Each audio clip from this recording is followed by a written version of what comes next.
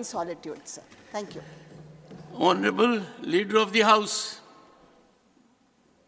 Honorable Leader of the House.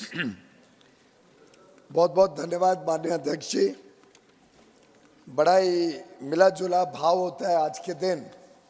एक तरफ बहुत अच्छी यादें रहती हैं, कई माननीय सदस्य सांसदों ने अपनी अपनी यादें उजागर की। थोड़ा बहुत दुख भी होता है जब टर्म खत्म हो रहा होता है, पता नहीं वापस आएंगे कि नहीं आएंगे। बाकी मित्रों की भी भावनाएं सुन के आनंद आता है कि अच्छे पल जो हम सब ने मिल के मिलाए हैं उनकी यादें उजागर होती हैं। तो एक प्रकार से एक भावुक क्षण है और इस नॉस्टैल्जिया के बीच में कुछ अच्छी बातें भी होती है, कुछ तीखी बातें भी होती हैं। एक तरफ हमारे मित्र अनिल जी बताते हैं कि 5-5 हमारे माननीय संसद सदस्य जिनका नाम अनिल है वो एक साथ रिटायर हो रहे हैं, पर इतना हमें संतुष्टि है कि एक अनिल बोंडे, डॉक्टर अनिल बोंडे अभी भी रहने वाले हैं हमारे साथ। एक तरफ हम देखते हैं कि माननीय प्रधानमंत्री जी जिस प्रकार से वो हर बार बड़प्पन से हमारे वरिष्ठ नेताओं की गुणगान गाते हैं, उनकी योगदान की तारीफ करते हैं। आज डॉक्टर मनमोहन सिंह जी के बारे में उन्होंने जो कहा और दिल से कहा, कोई उसमें पढ़ा लिखा भाषण या ऐसा कुछ नहीं पढ़ा। वैसे माननीय leader of the opposition Mallikarjun खड़गे जी ने भी मनमोहन सिंह जी के लिए कुछ पढ़ा अपने वक्तव्य में। मैं समझता था कि इतने वर्ष साथ में काम किया है तो वो भी अपनी दिल की भावना बताते डॉक्टर सिंह के लिए।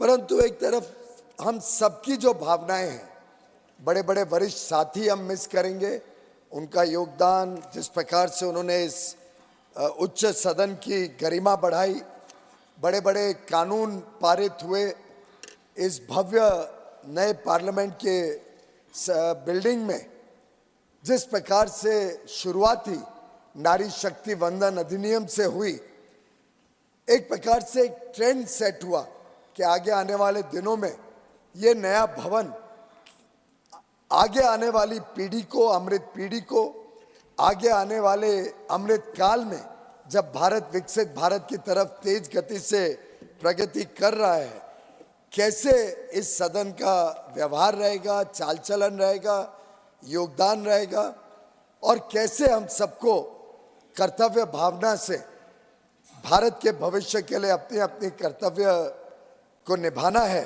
और अपना अपना योगदान देना है। वैसे अभी अभी हमारे मित्र कह रहे थे कि विपक्ष मजबूत रहना चाहिए और इस परंपरा को कायम रखनी चाहिए। मैं पूरी तरीके से सहमत हूँ कि विपक्ष मजबूत रहना चाहिए, लेकिन उसकी जिम्मेदारी तो सत्ता पक्ष की नहीं हो सकती है। उसकी जिम्मेदारी तो विपक्ष की रहेगी कि उनको मजबूती से अपने नंबर भी, संख्या भी बढ़ानी है, उस प्रकार का काम करके जनता का दिल जीतना है। और मैं समझता हूँ भारत की विकास यात्रा में व्यवधान डाल के या भारत के विकास पर ईर्ष्या करके विपक्ष मजबूत नहीं हो पाएगा। विपक्ष को अपने कर्तृत्व से, अपने काम से लोगों के बीच जाके उनका दिल जीतना पड़ेगा। हमारी तरफ से, सत्ता पक्ष की तरफ से अवश्य हम चाहेंगे कि इस सदन में अच्छा डिबेट हो, डिस्कशन हो, और हर एक विषय, हर एक व्यक्ति अपने अपने उसमें जोड़ सके, योगदान दे सके, उसमें अपना अपना विचार विमर्श करके अच्छी निर्णय लेने का अगर हम सब सामूहिक रूप से फैसला कर लें कि सदन अच्छी तरीके से चले, कोई किसी प्रकार का डिस्टर्बेंस ना हो, तो मुझे लगता है कि सदन की कार्रवाई से देश को भी लाभ होगा, देश की विकास यात्रा को भी लाभ होगा। माननीय अरुण जेटली जी जो पूर्व में नेता सदन रहे हैं, उन्होंने एक बार कहा था, one of the great strengths of this house is that we have learn to respect each others opinion. मैं समझता हूँ इस भावना से अगर हम सब आगे भी चलते हैं तो आगे चल के इस देश को आगे बढ़ाने में सभी व्यक्तियों का एक अहम भूमिका रहेगी। कई मान्य सांसद वापस आएंगे, कई नए सांसद आएंगे, नए विचार लेके आएंगे, नए अनुभव लेके आएंगे। हर एक का अनुभव हो, उनकी आवाज हो, वो इस सदन को शोभा देगी। आगे चल के जिस प्रकार से हमारी टीम ने, इसी ग्रुप ने जो आज रिटायर हो रहा है, इसी ने आर्टिकल 370 और 35A को रद्द करने का निर्णय लिया। इसी टीम ने जो भारतीय न्याय संहिता का निर्णय लिया। बड़े बड़े फैसले लिए गए और हम सबके कार्यकाल में ही राम मंदिर का, भव्य राम मंदिर का प्राण प्रतिष्ठा का कार्यक्रम हुआ। तो हम सब तो सौभाग्यशाली, हम सब इस टर्म के जो माननीय सांसद हैं, हम अपने आप को सौभाग्यशाली मानते हैं। और मुझे पूरा विश्वास है कि आगे भी चल के, जैसा माननीय प्रधानमंत्री जी ने राष्ट्रपति जी के मोशन ऑफ थैंक्स में कहा कि उनकी तीसरी टर्म में वो देश और तेजी से प्रगति करेगा, देश विश्व की तीसरी सबसे बड़ी अर्थव्यवस्था बनेगा, देश कठोर फैसले लेके आगे बढ़ेगा। और मैं समझता हूं कि house of elders, council of states, ये उच्च सदन, उसमें अपने तरीके से बड़ा योगदान देने के लिए पूरी तरीके से तैयार है। हमारे पास कई सारी अच्छी यादें हैं, विजडम की, विट की, ह्यूमर की, अलग अलग नजरिया सामने आया हमारे माननीय सांसदों का डिबेट चर्चा के माध्यम से। दोस्तियां भी बहुत सारी बनी, मित्रता ये मैं समझता हूँ वर्षों वर्षों तक सदैव रहेगी। अलग अलग माननीय सदस्य ने अपनी संवेदनशीलता भी दिखाई, अलग अलग माननीय सदस्य ने अपने कुशलता और अपने बड़े सोच भी इस सदन की अलग अलग डिबेट्स में रखी है। और मैं मानता हूं जिस प्रकार से माननीय अध्यक्ष जी ने हम सबको मौका दिया है, जिस प्रकार से माननीय अध्यक्ष जी ने सुचारू रूप से ये सदन चले उसके लिए प्रयास किया, रिटायरिंग मेंबर्स की तरफ से भी और अपनी तरफ से भी मैं माननीय अध्यक्ष जी, माननीय उपाध्यक्ष जी और सभी जो हमारे अलग अलग समय पे वाइस चेयरमैन रहे हैं, जो स्टाफ रहा है, उन सबका भी सभी रिटायरिंग मेंबर्स की तरफ से और हम सब की तरफ से रिकॉर्ड पे रखना चाहूंगा कि आपका योगदान भी अमूल्य रहा है। हम सब आप सबका तहे दिल से धन्यवाद भी करते हैं और यही उम्मीद करेंगे कि आगे भी चल के संसद की गरिमा भी बनी रहे, संसद की, सदन की महिमा भी बढ़े और स्वस्थ वातावरण में अच्छे खुले मन, खुले दिल के साथ हम सब चर्चा आगे भी चलाते रहें। जिस प्रकार से आज के फेयरवेल फंक्शन में हमने थोड़ी बहुत नोकझोंक भी देखी, लीडर ऑफ द ऑपोजिशन, नेता प्रतिपक्ष ने कुछ यादें उजागर करी।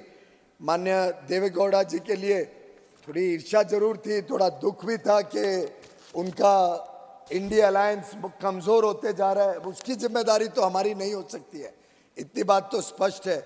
और अगर देवेगौड़ा जी को ध्यान में आया कि माननीय प्रधानमंत्री जी देश हित में और देश को एक विकसित भारत बनाने के लिए अहम फैसले और बड़ी भूमिका, बड़े दृष्टिकोण के साथ काम कर रहे हैं और माननीय देवेगौड़ा जी और उनकी पार्टी उसके साथ जुड़ रही है, तो मैं समझता हूं कि नेता प्रतिपक्ष ने वास्तव में उसमें कोई ईर्ष्या दिखाने का कारण नहीं। और पर्सनल बातें होती रहती है, पर्सनल बातें हम कभी सदन में उजागर नहीं करते हैं, कमरे के बाहर, सदन के बाहर जो बातें होती हैं। और जिस दिन उसका पर्दाफाश सभी करने लग जाएं, तो मैं समझता हूं कि किस हालत में बड़े बड़े नेता रहेंगे, वो बहुत तकलीफ हो जाएगी। ईर्ष्या word will not go on record. हाँ ठीक, ये दुख हुआ उनको। मैं ईर्ष्या के बदले मैं कहूंगा कि नेता प्रतिपक्ष को जो दुख हुआ और परेशानी हुई कि देवेगौड़ा जी अब उनके साथ नहीं है। वैसे तो कई उनके साथी छोड़ के जा रहे हैं, कई राज्यों में हम देख रहे हैं कि एक के बाद एक तेज गति से साथी उनके छोड़ के जा रहे हैं, लेकिन देवेगौड़ा जी ने भी कोई कसर नहीं छोड़ी।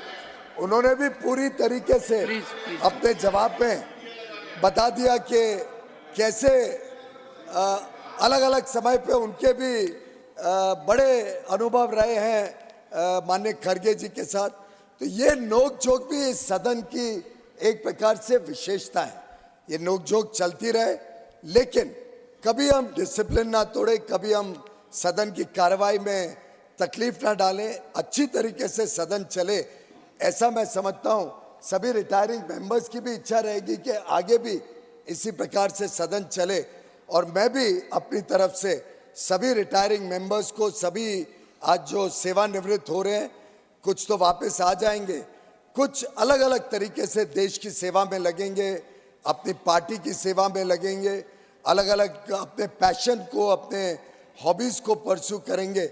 उन सभी को शुभेच्छा देता हूं, शुभकामनाएं देता हूं, और आगे उनके सफलता के लिए भगवान से प्रार्थना करता हूं, उनको दीर्घायु दे और सफलता सदैव उन सबको मिलती रहे। बहुत बहुत धन्यवाद अध्यक्ष।